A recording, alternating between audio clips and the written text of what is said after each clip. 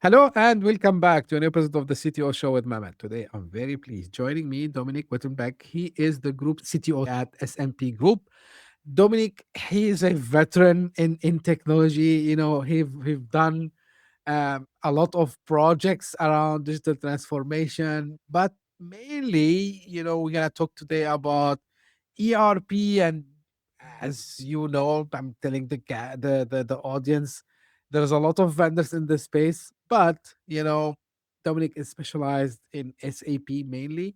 So this way we're gonna talk about SAP. Some people they call it SAP. So just for people to know, without further ado, I don't like to waste much time from my guest Dominic. So tell us more about you, your background, your journey, and what you're currently up to, and then we can start the conversation from there. So the floor is yours.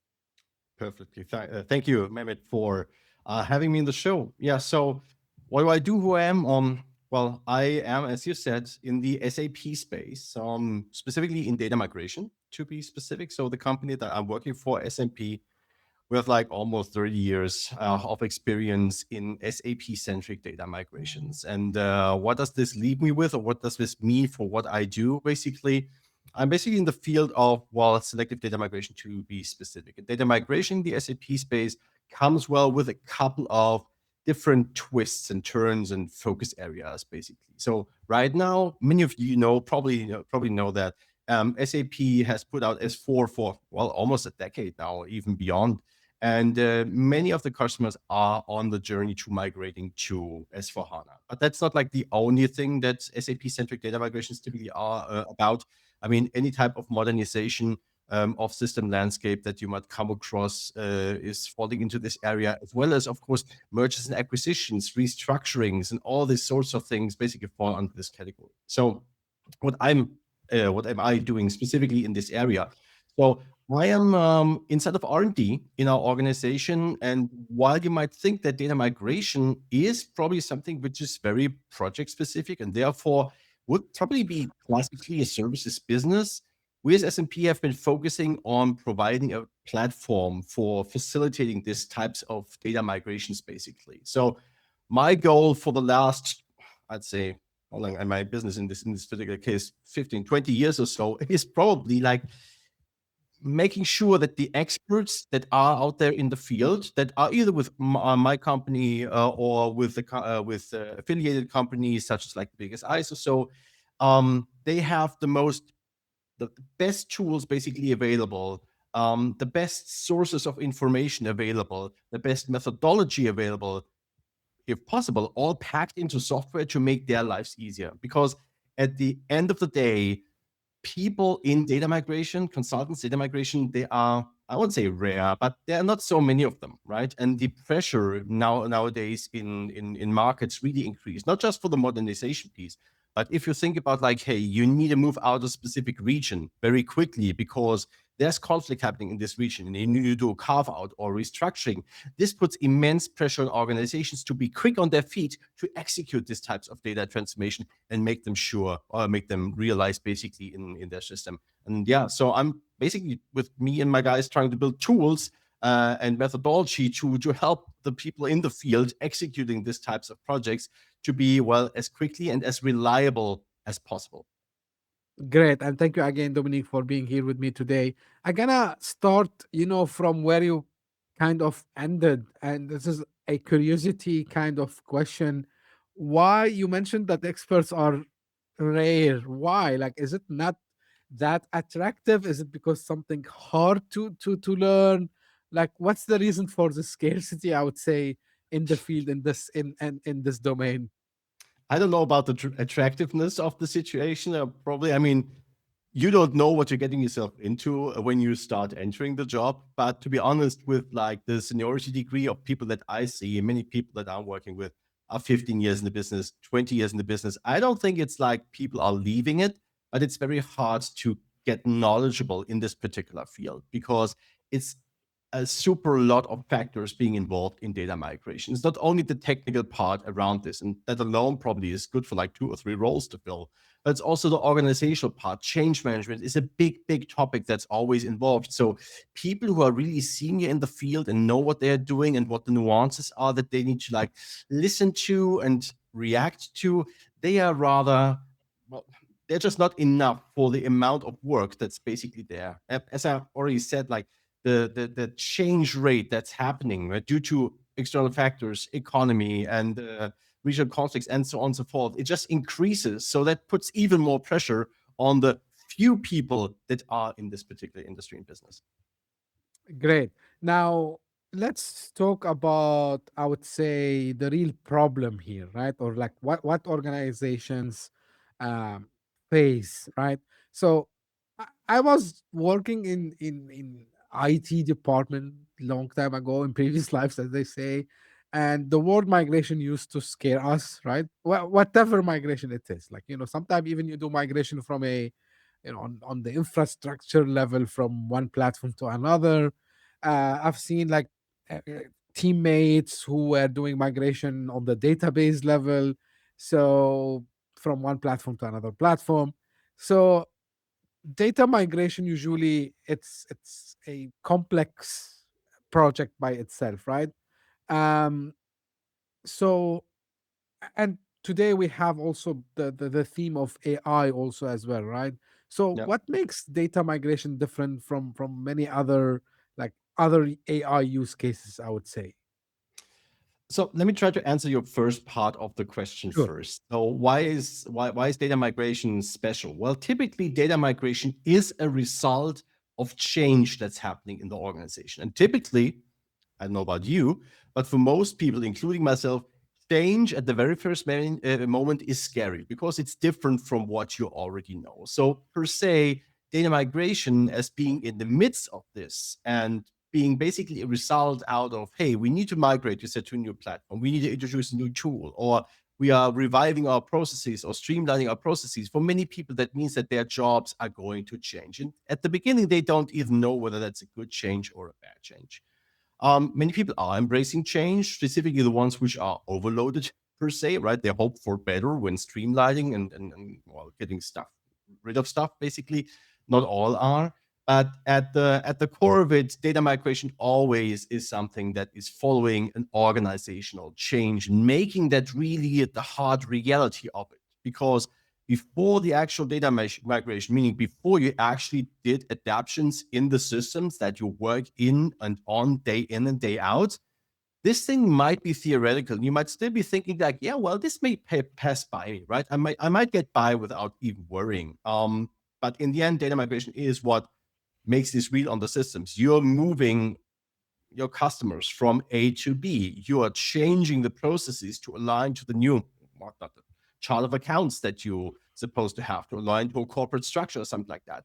That, of course, is something that will then really affect your job. If not for data migration, many things will not be as like present, which is also why, well, people sometimes overlook it a little bit as being something which is at the end of the spectrum. But really, what data migrations typically surface is like many of the misconceptions that you made before, many of the, corpses that you buried in your virtual IT backyard.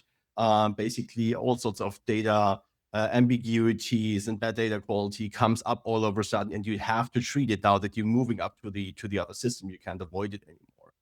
And that makes migration actually more than anything else team sports, which is going across the whole organization typically. So it's not only the technical team that has to work with IT of the customer to actually make the data move and adjust it to the needs of the respective program, but it is also alignment with the business much more than anything else, because in the end, the business are the ones who have to execute their daily work on the future system.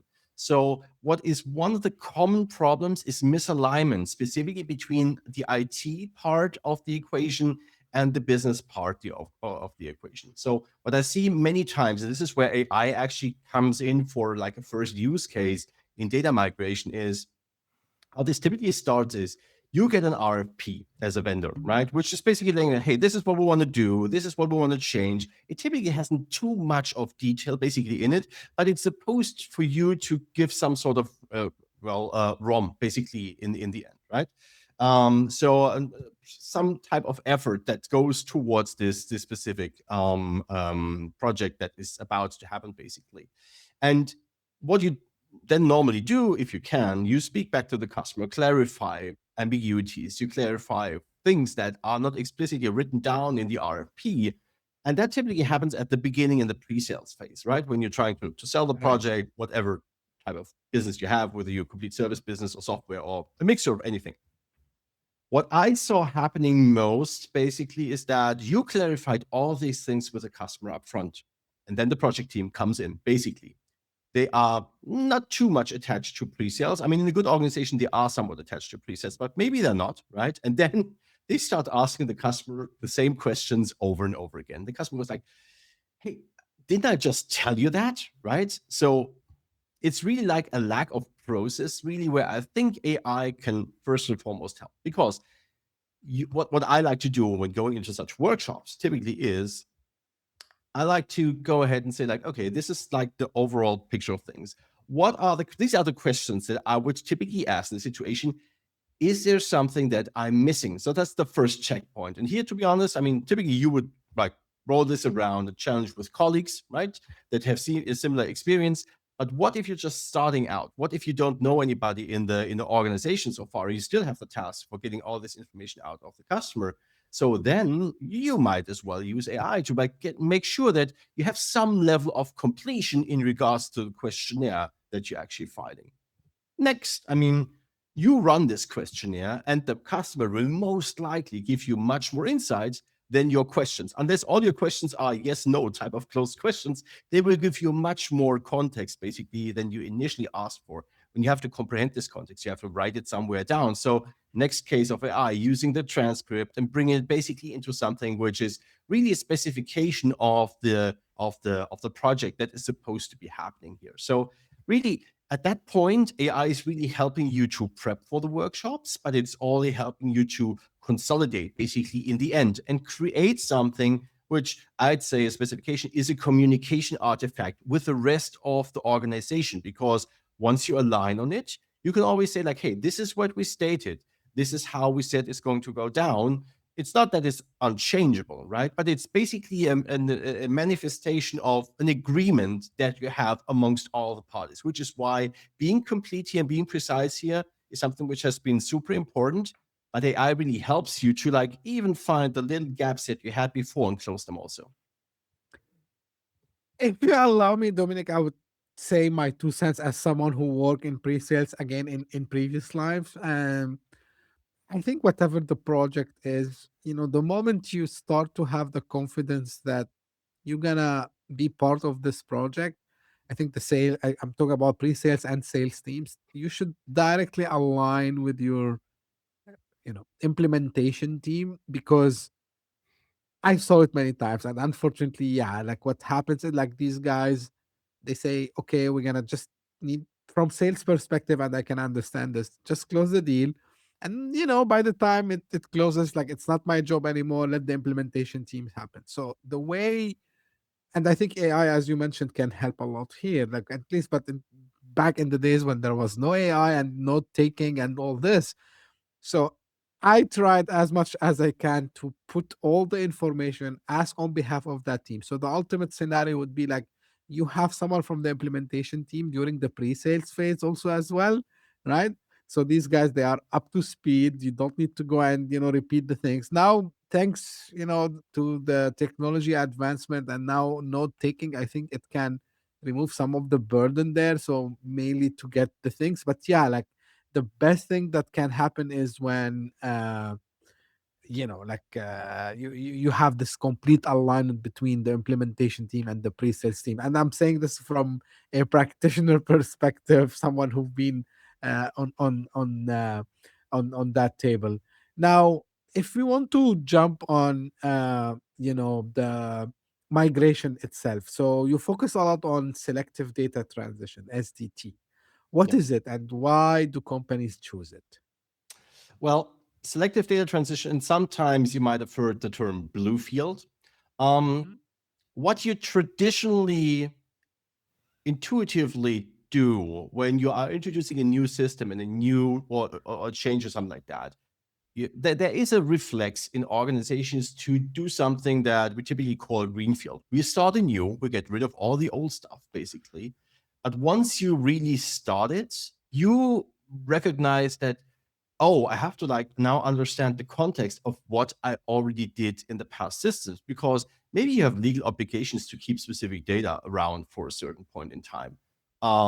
You probably have invested a lot in the past system, unless, I mean, you're a startup and you're completely starting anew. I mean, then you're pure greenfield. But if you are an established company, you probably have a system of record, your ERP system, or other system there is, and you have invested a lot into this system. You have probably been tuning it. You have probably been implementing your specific processes in that actually also like will separate you from your competition in the market. So you want to retain this type of intellectual property that you put into the system. And if you put these things basically together to retain what you already have, to, well, we always say, keep the best, transform the rest, to embark to the new system, to embark to the new processes, but keep what makes you special as a company, what makes you unique, and what has built your success basically in the past, then you're mostly up for a game where you need to keep some existing configuration. You need to migrate historical data selectively for most part, because you want to get rid of some things. I mean, you want to clean up stuff at this point. And this is where you actually do a selective data transition, where you move data that is relevant for you and your business into the new system, and you transform it along the way so it complies to the new processes and the new well setup of the new environment, basically. So, as I already briefly mentioned, I mean, this is true for modernization cases, very, very, very obviously, right? You go from ECC to S4. S4 is a different thing. In the meantime, it is. But you want to keep basically your investments. But also, if you have a company and you do an M&A, for instance, you also want to completely destroy their IT infrastructure. You want to take what's best, right? But put some governance on top of that is corporate at this point. And selective data transition is exactly where you can find this middle ground, where you need between going almost the complete way green and only taking very little selective history, to almost going completely brown or conversion, and basically take almost everything that you had and change only little bits and pieces. So what SDT or Bluefield really gives you is the flexibility to stretch between these two parts seamlessly, to, I always say, like, what your organization is able to digest, because change is something that's happening, and not all the companies are super good in adopting change, depending on how centralized your structure is, how liberate your structure is, or regionally organized your structure is. That really like it makes it really like different for how change ready your organization is overall.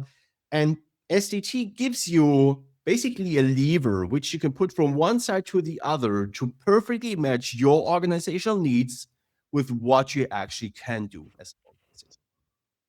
Dominic, what can go wrong? If data migration is underestimated, and walk me through also maybe some of the risks as well that you have seen from your experience. Yeah, well, I mean, data migration is mostly underrated, to be honest. Most of the people initially at least go in with, hey, that's an afterthought, where once you realize that actually this is moving your core IP, this is adapting to new processes, that is where things are basically changing. But what can happen if this goes wrong and if it's underestimated? I mean, very easily, timeline stretches, right? If you are underestimating the data migration pieces, and then during data migration, all these ambiguities and the data quality lacks that are basically happening there, they are surfacing. And then these data migration guys, they start asking nasty questions. Hey, we found this particular thing in here. So I don't know. Let's take an example which I'm currently running through with a data migration that I'm running at this point. It's like, we are migrating business partners, and I see like, hey, I have to migrate tax numbers. Now, the tax numbers in the old system, they didn't have any check algorithms basically to it. So it's like completely all over the place. The new system is enforcing these check algorithms. And I basically now in the data migration go to the business, say like, okay, hold on, we have a problem. I'm not able to get the records into the target system because they are not complying to the data integrity rules that are basically there. You have option A, B, or C how to deal with this. Now, data migration has a tendency of surfacing these types of insufficiencies that are buried in the old system and making them obvious. And if you underestimate this type of thing, and this typically means that the timeline stretches, you're effectively likely then to move the go live because of all the decisions that you didn't know you need to take and need to like align with all the other guys inside of your corporation until the decisions are finally made. And if you don't do, and one of the things that might be a shortcut is specifically if you're going towards a database only migration, well, just let's take data over as is and just let's eliminate all these validation rules. They will pop up later in your process in the processes, right? But only across time. So another result which typically can happen then is there is bad data quality, which you should take the chance of cleaning this up for once. Experience shows that from this point on, it's going to go downhill anyhow because all the governance that you try to take in place with, hey, let's have a fresh start. Let's like this time really, really do it right. Typically, it starts to crumble once like operational daily business basically hits in. So at least take the time at this point and clean up what you actually can. Great advice. Now, we can't skip AI. We're gonna talk about AI, but before going deep about the AI use cases, like what would separate, or let's say, what's realistic, today, and what's aspirational? Well, I mean, I'm working in this field for so long, and to be honest, for me, AI was always something which is helping me along the way when I get up at night at like, I don't know, 5 a.m. or something like that. Nobody's there in my time zone, at least that I can bother asking a question and I go basically back and front. So, I mean, optimally, there would be an end to end AI orchestration across the whole project lifetime, basically from the beginning. So you're selling the right thing according to the RFP. You're taking all the notes, basically, all the way through the construction of the actual data migration rule set through the execution, the root cause analysis, and all these types of things would be end to end, basically orchestrated and basically supercharged with AI. Now, that's probably a little bit too far fetched because the field is vast.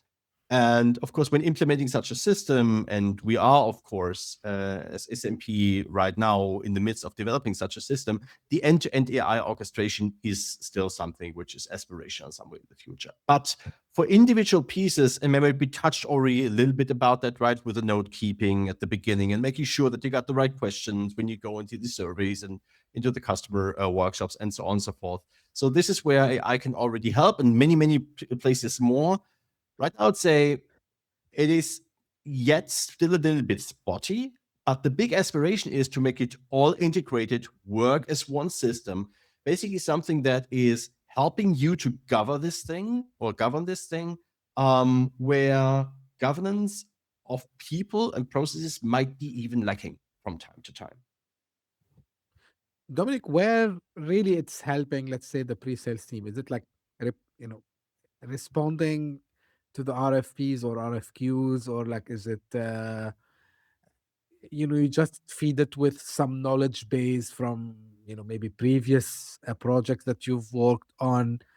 And there are some people who are like skeptical still about the use of AI, especially with hallucinations and other issues that we see in AI. You know, I tried a couple of things, although like I don't have to do it in my day-to-day work, I would say. But I tried a couple of you know tools and kind of mini projects that I assigned to myself. I said, okay, imagine I had access to AI when I was pre-sales, and really the results aren't bad. Like but still you need the human in the loop, which all my guests are focusing on it. So, like, tell me what's working well today when it comes to utilizing AI in Okay. pre-sales. Before I start into that, I mean, you're Sure. 150% probably right, Mehmet, that as a human, you stay accountable. So AI is a tool for speeding you up or for making your work easier or even doable in some regards. But you are ultimately responsible and accountable for the results that it basically produces, which is also why you can misuse AI if you use it blindly. I mean, you have no way of validating what is a good result. Then you probably out there in the open because you cannot follow up on anything that's basically happening. Once you know what a good result should be looking like, then AI can really like support you here. So, regards to your specific question, like pre-sales teams, I mean, you already mentioned that very rightfully. You basically, although a project is a lot size of one, because I mean, it's a project, it has very many individualities to it, there is patterns that can be recognized, right? And you typically, like you said, you feed it basically with a knowledge base, put a rack on top of it, basically, so you can retrieve basically everything in it. But one thing that we particularly do as SNP is what we do at the beginning of each of the projects, we are scanning the source environment, the source landscape. We try and basically get an X-ray of the source system because, I mean, the ground truth, what all AI needs to be grounded into in order to like stop the hallucination to the largest portion of it, is that it is fed with facts. And of course, facts reside in knowledge bases, although sometimes maybe it's arguable that it's really facts, well, more it's like, well, knowledge that's been gathered and what really works well. But we also mix in analysis of the source systems into this. That really gives us an X-ray of the source of the systems that are basically at hand to be transformed. So that's a process that we also feed into the whole procedure. We would do so, actually, and we did even do so before the age of AI. So all the surveys that we do and all the workshops that we run are fed with this analytic information that will tell you these are the business objects that have been used. You have so and so many invoices in history, for instance, in this particular entity, in this particular company codes. You're using this and that type of process in this other entity that you are leaving behind. Are you sure you want to do that? So that's type of grounding that is very organizational specific, very system specific.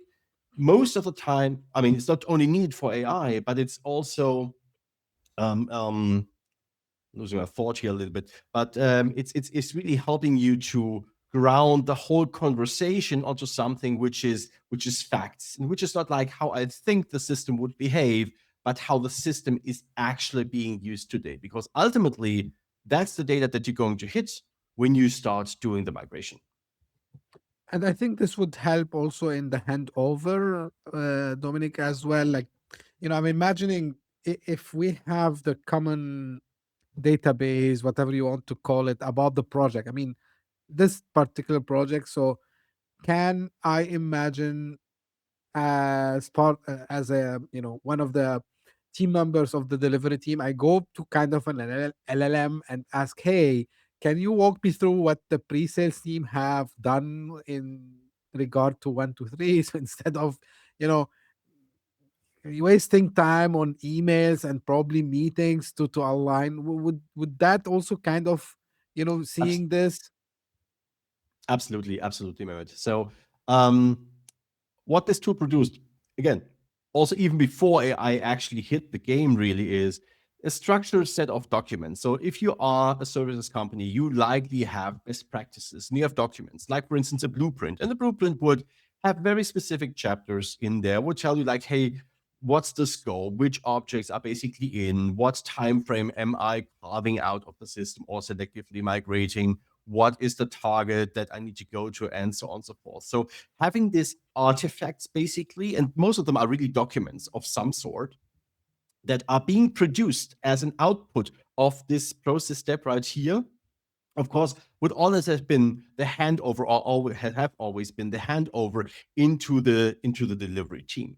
However, of course, with AI now, you feed the document into a chat, and you can ask very specific questions about that without needing to read this typically 180 200-page document that this is in the end, and really quickly get to the answers that you are in your particular role are interested in. So as a project lead, for instance, you would ask it about the particular time frames and maybe the off times that the customer does require, or what is their release cycle. So at what times can I not migrate before going into actually catering for the next artifact, which is, for instance, the project plan. So here, of course, AI really helps in if you always have these intermediate steps in between, where you have these artifacts which really wrap up a specific state and basically represent, hey, this is the agreement that we had so far. Now all the basically follow-up things that happen after that can really use AI to question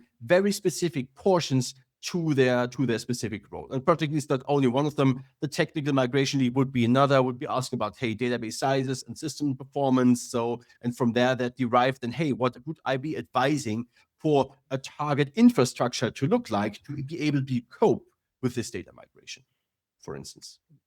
Great. Now let's talk about the transformation itself, right? So the logic. How do you use AI in a safe way here? Like, and there are a lot of, you know, talks now, like if you give a lot of autonomy to the AI, it can behave in a certain way, whether that might affect the security aspect of it, the privacy, or even it might go and, I don't know, it might go and delete the whole data, which is not the thing that we want. So how do we make sure that we are using the AI safely? All right, Mehmet. Yeah. So, I mean, you're completely right. I mean, data migration is one of the most critical parts, or the most critical things that you can actually do. It's mostly like open heart surgery, really, right? I mean, you want the system go out of the surgery, of this restructuring, basically, in a life and healthy state. And so you have to, of course, make sure that this is really the case. And now, AI, of course, I mean, it's not a super deterministic thing. If you like go into, I don't know, ChatGPT or something like that, you type in a question, you get an answer. You type in the same question, different chat, same chat, you get a different answer. Semantically might be the same, but if you think about that, data migration needs to be audible in the end, needs to be deterministic fully, meaning that for the same inputs, you always get the same outputs. You cannot rely on AI doing the actual data migration because, I mean, that could lead to, it could be source of error. So what we do instead actually is that we use AI for authoring the transformation rules, for speeding this up, for coming from a customer specification, basically, or a customer requirement, and translate that into the data pipelines and into the transformation logic that then actually is being executed. So you could get a deterministic result. You get basically a data migration pipeline, or in our case, we call these data migration objects, actually. But they then execute completely deterministically, meaning that if you push the button and you export the data from the source, it's executing by the rules that were created, not by AI evaluating on the fly the data and moving it basically through the pipeline. So this makes sure that while we gain speed, specifically in the phase of creation of those rules, we still we still keep the determinism of the overall algorithm, which in the end an auditor will rely on, because if they're checking whether you did the thing to the system correctly, they will also want to look at what actually was used to change the data, to extract, import, and like transform the data along the way. Great. Now, but we know, Dominic, that things can go wrong, right? And it's normal, even from a human aspect or a machine aspect. Now, let me ask you, where does AI help most once things start going wrong? Like, can it like fix things up? It can help you fixing things. First of all, it can help you find things much more easy than you would regularly take. So let's say you have an error, and I always say everything that has not been tested is definitely broken, and most of the things that you did test is still going to be broken until you went through a couple iterations. So let's assume things breaks, because they do. In data migration, that typically surfaces as part of an inconsistency of the target system, or you just don't get the data in because the interface that you're posting the data against just gives you something like, hey, you want to move the customer in, but I'm sorry, I require bank data for it. Now, what you then typically do is you do root cause analysis. You go into the system, you try to find out what's actually wrong here. And because of AI being very quick when having large contexts available, you can do this root cause analysis much quicker than you would typically be able to do this as a human being. Now, of course, it doesn't help with a specific problem if you just rely on general AI knowledge and capabilities, because they don't know anything about the systems underneath. So what we built in our platform Piano, or building in our platform Piano, is on top of all the engines that we basically have, a layer of MCP, model context protocol servers that actually expose the functionality that as a user you would have had now actually can also give to the agent. So if you want to explore like, hey, why is this particular thing inconsistent? It would go into the tool, do the navigation that you typically would do, or actually would rather call an API that basically supports this and give you the insights right away. Also, when maybe that information is not enough, it would correlate it with other information that's also somewhere in the system, somewhere in the log, and basically present you with probably a resolution. So probably this helps a lot. Not probably, this does help actually a lot. And I would like to, it puts basically the consultants on steroids because they can do much more in much less time. And basically, this is really improving the quality or the security or minimizing the risk of data migration overall. We're seeing more and more MCP integration. So, is it something like I can, just for the sake of the, audience that might not, know the full potential of these MCPs, right? So and MCP servers. So, uh, like, to what extent you think they can be autonomous, and to what extent you think that they can play major role in these migrations? Like, yeah, you mentioned a couple of points here, but I would like you to expand it a bit more so people can in general understand the potential of these servers, MCP servers, and of course everyone talking about agents nowadays. So I would like you to explain that more.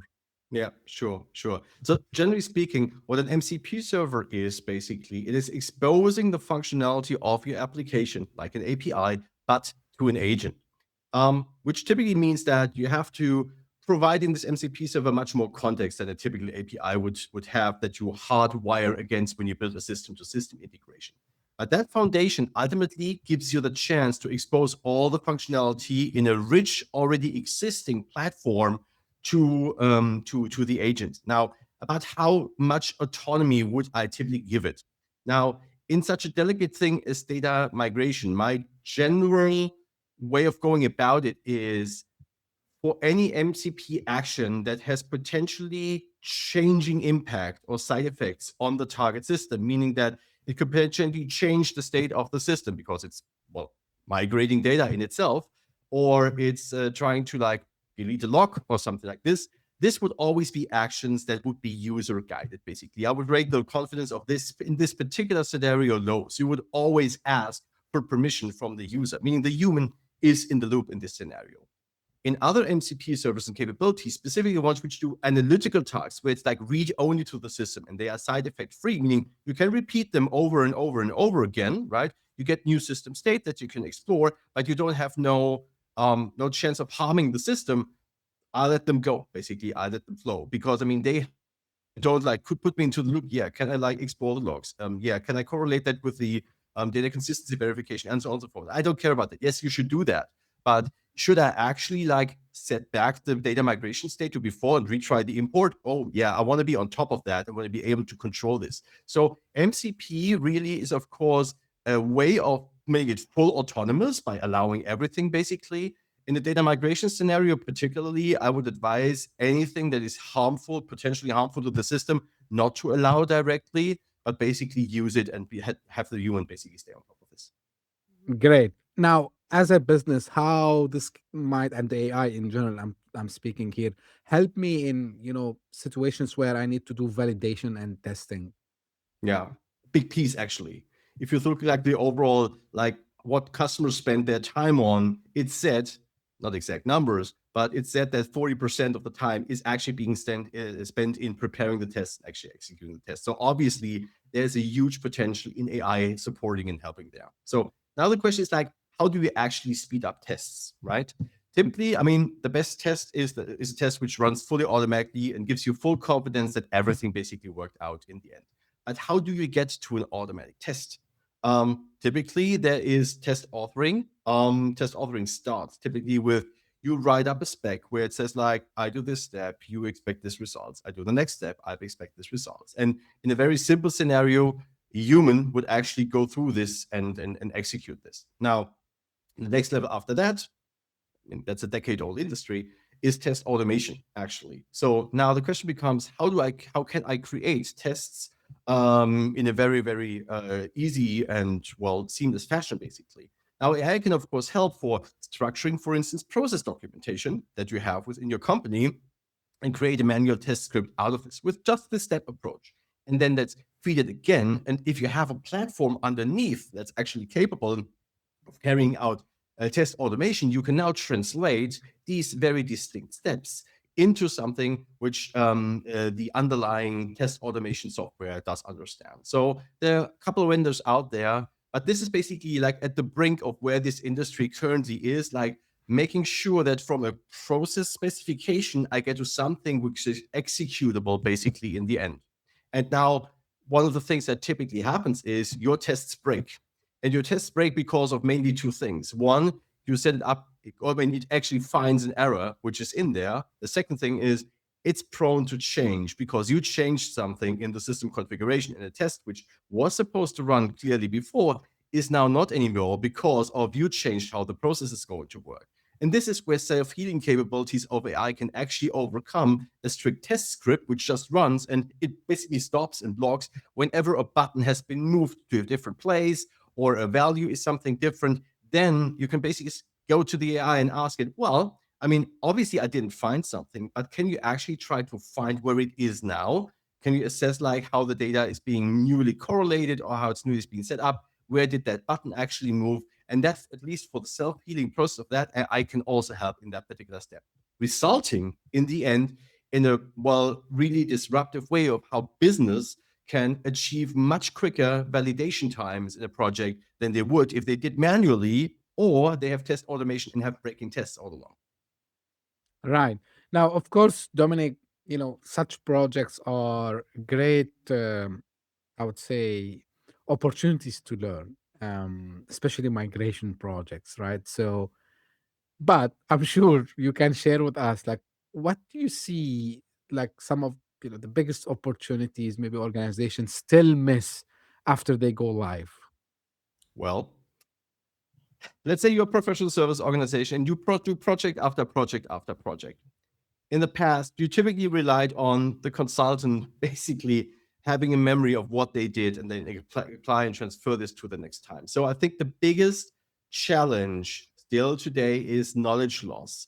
Loss of I explored and seen a pattern and learned something in the project and not being able to transfer it into the next project because I personally am not staffed, documentation is insufficient, or maybe somebody else at the other end of the world in my corporation or in my services organization does the same thing, but doesn't know that this was already done and the solution for a particular problem was already found. So one of the key things here where it would be a massive help, to be honest, a little bit of an outlook into the future here, really, but to consolidate the results, document them in a structured way, better than the average human would do, which is actually not so hard to do because the underlying information you typically have, right? You have a rule set, a pipeline that's deterministic, right? That is executed by a machine already. So that is a foundation from which you can redraw documentation if you don't have any.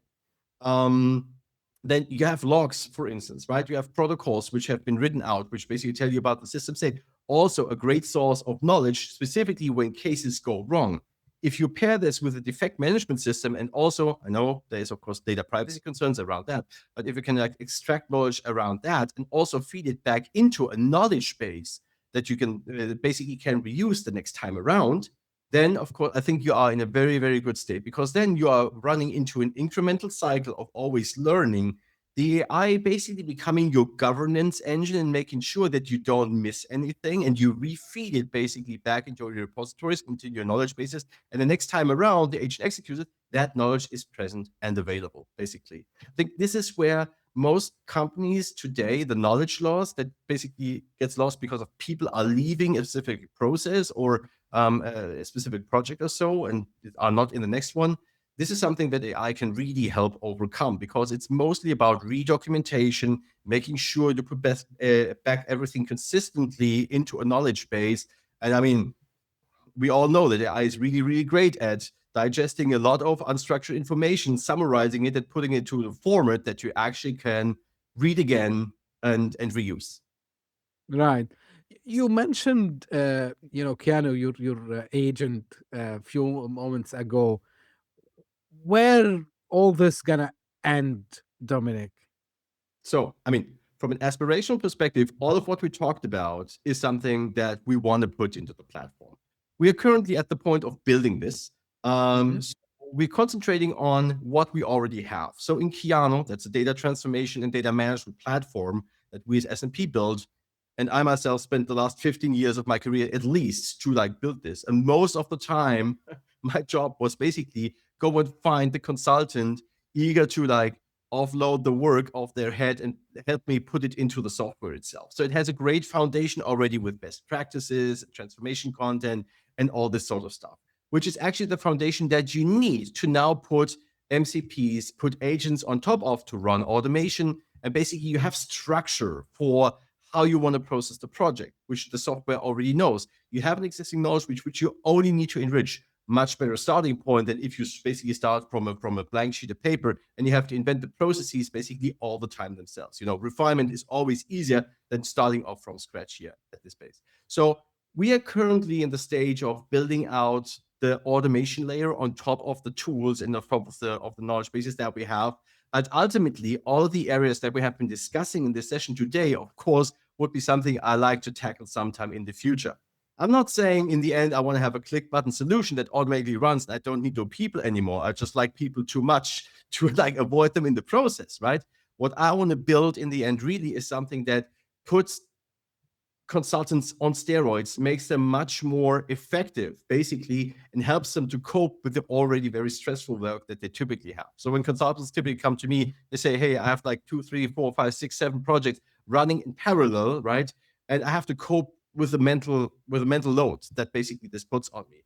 If I can be any help in that regard to get this down, we can also help to scale out the whole industry basically to be able to deliver more of those projects, which is very necessary because change is happening actually even faster, right? I mean, due to the conflicts, right, you have to carve out companies out of specific countries, right? You have system modernization pressure. You need to adopt new technology much faster, right? You need to reshape your business all over. You're buying a company, you're divesting a company, right? All these changes somehow have to materialize.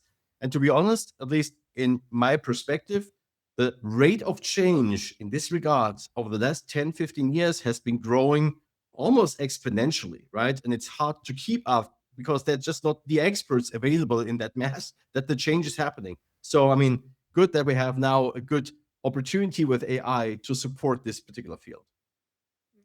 I gonna kind of ask you the final question based on this. It looks like we have, I would not say two camps, maybe I would say multiple camps, but all they maybe diverge or converge, sorry, into few. So we have the camp of people who are going fully on, the use of AI and, age, especially ages like 2026 for sure. It's the year of agents. Like there is no doubt about it. And you have the people who are going fully on saying like, jobs are gonna be redundant for a lot even of consultants. We've seen a couple of weeks ago, the big force and what's happening over there, and and then we have the other camp which they are saying actually companies, they will be very slow and they will not be adopting the technology because actually they don't have the capability. And then you have another another camp, which is kind of mix of both, like saying okay, these companies will, they will go out of business actually, because like another company will come, maybe they will buy their data, and they're gonna build on top of it using the AI agents.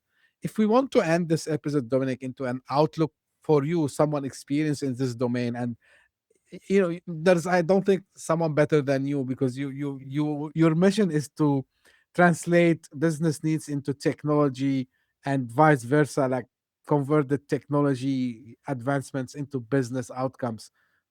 If you want to summarize and close with something regarding where we might be heading in this, and your personal opinion, of course, I would love to hear it. Yeah. So I think I'm in the camp of AI won't replace people and won't replace jobs. It will change jobs. It is Hmm. a very massive disruption, more than I can actually remember. But it is basically like the automation that happened a couple years ago, basically. And so, in this sense, I don't think AI will replace jobs, specifically not in an area which I experience, where people are constantly overloaded anyhow, right? And they don't know how to cope with the work. They will AI will just eat the people that don't use it. So somebody with AI will always be better or will become better than somebody not using AI at this place. So you basically have to find your way about how AI makes you a more productive individual or a more productive organization, basically. And if you can find this lean way, then this is like a great way to leverage. But to me, fundamentally, it's not a super different threat than automation to different jobs, basically in the past and is today. You always need to adopt as an individual or organization. And if you stay on top of this, if you embrace it really, then you can leverage whatever comes out of this and you can stay ahead of the game. If you don't, well, then you will let bad, and then you will also maybe laid off at some point, right? Because you just don't bring the effectiveness that now becomes basically like common standard, right? Or like convenience, so to speak. Right, and this is why I'm encouraging people, like, at least, at least try the tool. Maybe it's your own freedom not to use it. I mean, any tool. That I'm not speaking about a tool in specific or a solution in specific terms, but at least go and watch a demo. Of course, I know, like, there's a lot of noise out there. People, they sometimes exaggerate, a few things, but actually, some of the AI technology, it's in production today. It's working, like, it's doing stuff in a proper way. I can tell from my own experience also as well. There's no doubt, and to your point, like, I 100% agree with you about the point. Like, we need to educate ourselves, and yeah, and if we just watch and do nothing, yeah, we gotta become obsolete. Like, You're gonna become obsolete, as you say, basically. For me personally, it's always like trying the stuff out because there's a right, lot of hype out there. There's a lot of hype out there, and only like fraction of this is really true, at least true for the moment. I personally always try stuff out to see how it really works, how it fits my workflow, how it improves my life, basically. And so this is how I basically try just to stay on top of the game. Now, this of course can become very, very overwhelming because I mean, new models drop like every yes, second day nowadays, right? So you don't need to be in the top 9 and top 1% of the adopters, right? For me, my middle ground always was like, okay, stay in the top 5 to top 10% of adoption. Don't follow every trend because you will be overwhelmed. You will be chasing right, things which are not real then in the end. But if you see that something gets a little bit of traction, and after you've been in the field for a little bit, you get a feeling of what that really is, yeah, then you can actually start adopting. You should adopt early, but you should adopt be like the very, very first. Other than you have a lot of time, right, and yes. a lot of interest in like doing like exploring and do stuff, then happily do that. But like the average fully employed person with a busy schedule, right? You don't need to be in the top 1%. It's okay if you're in the top 5 to top 10%. Yeah, as we used to say back in the days, be on version n-1. It's okay. It's a stable version. Yeah, it does the job. So, Yeah, and then Dominic, just nowadays versions pop out every second day, so it's still a lot of upkeep. yeah. So I mean, like, maybe n-1 month. Let's say, like, Yeah, this is in the that's AI. fair. That's fair to say. Yeah, in the AI world, like, this is how I personally I Like started. two generations Yeah, crazy times to be alive. witnessing, Yes, true. honestly. Right, Dominic, really, I enjoyed the conversation. I think it's one of the rich, uh, uh, I would say, context driven episodes that I have made, because we touch both on business and technology in a full-fledged way, I would say. So really appreciate the time, and I know how busy things can be for you. Final thing, where people can get in touch and learn more about you and the company. Well, of course. I mean, you can find me on LinkedIn, right? That's the most easiest thing to do. You can probably read a lot of like press and articles as well. If you want to, you can actually join our big community event, which is the Transformation World, happening July 8th and 9th this year. So that's an annual event. it's great. It's happening in Germany over here. So I know not everybody is able to come, but then you're able to watch episodes of the streaming of all the stuff that's happening there. You're going to see a lot of technology advancements that we put forward as a company, but even more important, our customers speak on stage about how they achieved success in projects that they did on top of our platform, which I think is even more important to understand and know, because then you can relate, okay, how does it actually translate to my business? So if you want to join that event, go ahead. It's really, really great.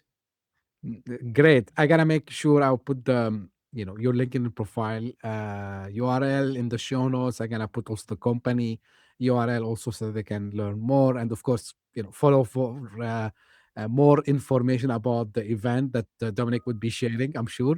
And of course it will be on the company website. Now, Dominic, thank you again very very much for, as I said, this rich episode from both perspectives. And this is how I end my episodes. This is for my audience. If you just discovered us, and I'm saying this, I know, yeah, after 4 years, people still discovering the podcast. I'm happy for that. I need you a small favor. If you liked, the content, I appreciate if you can suggest it to friends and colleagues, because we're trying to get you the latest and greatest with best guests ever, like Dominic, and we are discussing like the latest topics which are relevant to today's needs in the workplace and in life in general also as well. And subscribe also as well. This would be a big push and help. And for the people who keep coming back and they listen to the show, they check the episodes, they send me their emails, they send me their messages on LinkedIn. Thank you very much for doing so. Because of you, actually, the podcast, similar to 2025, this is where I start to see this real push. We are getting every week in the top 200 Apple Podcast charts in different countries. Yesterday, I saw like we were like in 6 countries differently. I need a little bit push from my friends in North America. Europe, you're doing fantastic. I think we need to do it in Germany, Dominic. So so for my German friends, so maybe you can give us the push over there, I can give him a because hint. yeah, because really I'm repeating this at the end of each episode, because what we're trying to do is to empower people with knowledge, bringing experts like Dominic, like showing you what's happening in the world, both in the business and technology and startups also as well. So I appreciate always this push. And as I say, always stay tuned for a new episode very soon. Thank you. Bye bye. Bye. Hit that subscribe button, share the show with your tech-savvy friends and fellow entrepreneurs, and leave us a review on your favorite podcast app. Your support means the world to us.